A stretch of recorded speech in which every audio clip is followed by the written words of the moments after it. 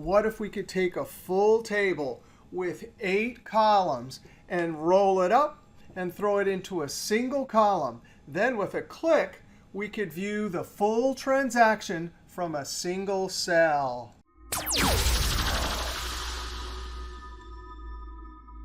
Now what that means is there are 8 different items in a single cell, and we can act on all 8 items. Now if you're in Excel, you start with a proper data set, field names at the top, and you convert it to a table using Control-T. Then we need to bring it into Power Query. So data, get and transform from table range. This opens up the Power Query window.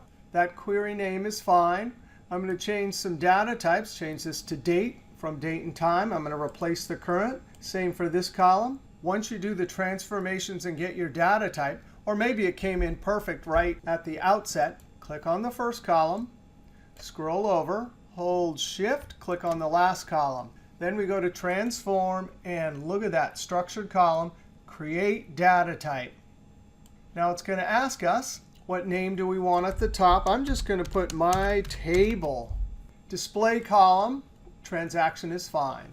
Now I guess under Advanced you could remove and add, but we don't need to do that. That's it. That's all we have to do. I click OK. There's a step, Create Data Type. And table.combine columns to record is the mcode function that's used. Now let's home, close and load to. In the import data dialog box, I'm going to say existing, maybe L3, click OK. All right, so we can click to see a particular card. If we come to the top in the upper right, we can add a column. So if this is sitting somewhere and you're like, you know what, I need to see sales, I simply add that column. I'm going to Control Z, Z, Z 3 times.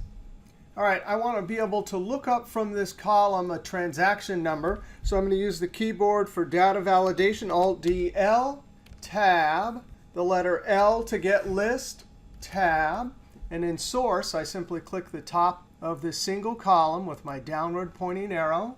Click OK. And watch this. When I click the drop-down for data validation and choose 4, it brings in the data type. I can actually look at it here.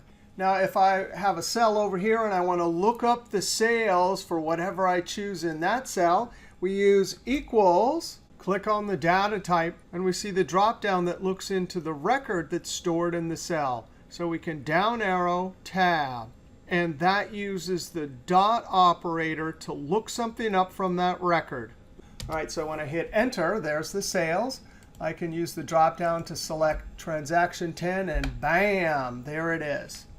Now, if I wanted to get total sales from this column, that means I need to just look in this column that has 8 fields, and I just want to add up everything from the sales column. I use the keyboard Alt equals to open up the sum function. I click at the top of the column, down arrow to sales, tab. That is absolutely amazing.